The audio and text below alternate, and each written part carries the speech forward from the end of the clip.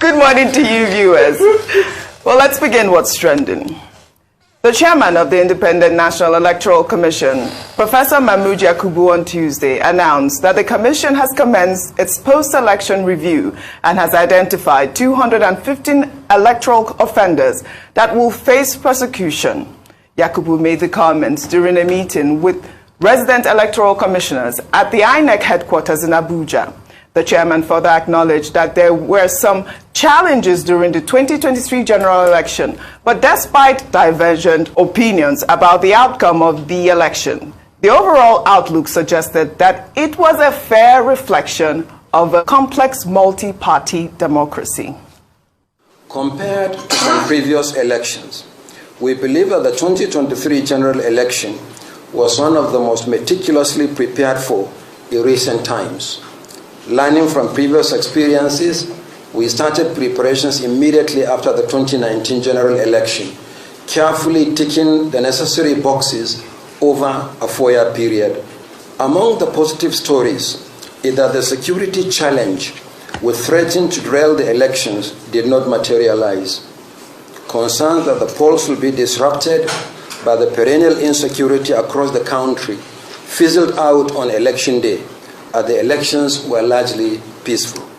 Our records show that the success rate of the BVAS accreditation stands at 98% compared to the smart card readers' 29.2% during the 2019 general election.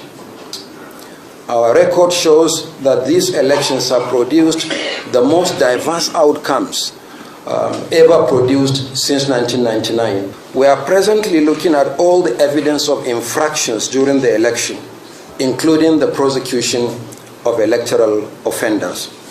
We are looking at the activities of all actors involved in the election, including some of our high-ranking officials. I can also confirm that we have received 215 case files from the Nigeria police following their arrest and the conclusion of investigation into electoral offenses arising from the 2023 general election. We are working with the Nigerian Bar Association, the NBA, to prosecute the alleged offenders. Already, the Bar Association has submitted a list of 427 lawyers across the country who have volunteered to render pro bono services to the Commission. They are not charging legal fees, but by mutual agreement, the Commission will provide a token amount to cover for filing fees and other expenses. We are grateful to the Nigerian Bar Association. Similarly, we are working with the Economic and Financial Crimes Commission and the Independent Corrupt Practices Commission. Well, I guess I'll join those electoral commissioners to applaud the lawyers who have offered to, render their services pro bono. I mean, it shows the intent. It shows that, the Nigerian people are involved in this whole electoral process and they want justice. But also, the EU Observer Mission report has been, making a lot of headways across, a lot of sectors. Social media, a lot of analysts have talked about the fact that the report is so accurate. As you know, they mentioned the fact that, trust in INEC has been severely damaged due to the, failure in uploading, especially the presidential result. The one thing I did not hear from Professor Mahmood Yakubu was what they were going to do about those technical glitches. He didn't mention the fact that, what it is, what they found. I hope that these 215 offenders, maybe they are part of those offenders who caused those technical glitches. We'll hope to find that. But let me take some, right? We'll find out if they are part of those offenders. But let me take a tweet from human rights activist Rinu Odwala. She quoted the EU Observer Mission report and wrote, "In many places, particularly in the South and Southeast, INEC didn't turn up at all or turned up as late as 1 p.m. This suppressed voter participation. The overall conduct of opening polls was evaluated as bad or very bad in 21 out of 50 polling units." That's the EU report. Then she further quoted another part of the report saying, "By the time INEC declared the presidential results, more than 25% of result sheets were still missing on the IREV portal without no clear explanation or justification, quoting the EU Election Observation Mission report. Dr. Abati. Okay, one thing is this. After every election cycle, INEC reviews the process and tries to come up with lessons and a report and offer advice as to the way forward. So what Professor Mahmoud Yakubu is doing is after a pattern. He did the same thing after the 2019 elections. At this particular meeting in Abuja yesterday, he was addressing resident electoral commissioners, as a prelude to that general review meeting. Now, you mentioned this European Union Observers Mission report. I think one of the things he said is that INEC, under his watch, has refused to respond to any election observers report because, one, it is better to listen, and that INEC will prefer to just listen to reactions. That, two, INEC is going to do a general review. Three, INEC cannot be responding because many of the issues involved are prejudicial. After all, those matters are already before the presidential election petition tribunal. So I think he's right in that regard. After establishing that, he then went on to talk about positives. What are these positives he talked about? About how we saw a multi-party democracy alive and well in Nigeria. About how, in terms of self-assessment, he says INEC did well. That beavers, as opposed to smart card reader, performed up to about 98%. Of course, there will be persons who will not agree with that. Number three, he said that the presidential and National Assembly elections were held, as scheduled. But of course, it was careful enough not to go into the details that are before the Presidential Election Tribunal, which is indeed part of the process.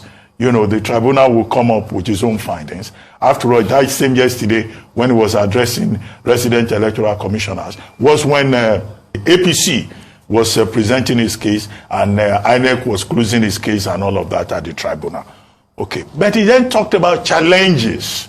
I think many Nigerians will be interested in those challenges and what INEC and government and other interested bodies do about those challenges. Because those challenges, the most palpable one that we saw was that this review system that we do after every election, do we really learn any lessons? The one we did after the 2019 general election, one of the things that came up was internal democracy within political parties. We didn't see that. Another thing that came out of it was, people respecting the rule of law. People did not respect the rule of law. Another thing that came out was INEC saying that it will be very strict with its officials. INEC officials were helping people to snatch ballot papers and to fill forms clandestinely and manipulate results. Okay, you mentioned technical glitches. Who are those INEC officials that are involved? However, Professor Yakubu told us that the police that is responsible for arrest, investigation, has submitted 215 case files to INEC for prosecution. Now, I said earlier on this program, maybe some people didn't hear me well, they were sending me messages. Section 145 of the Electoral 2022 deals with the trial of offenses. So, INEC, section 145 sub 2 says INEC can prosecute.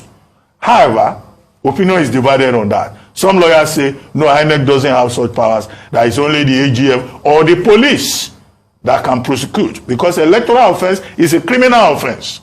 Okay, these are some of the things we still need to also address in reviewing the electoral framework. But INEC itself, 2 months ago, 4 months ago, said that it was overburdened, that it will have to conduct election. At the same time, it will be burdened with the task of prosecution. And that was why the INEC chairman himself was asking for an electoral offenses commission.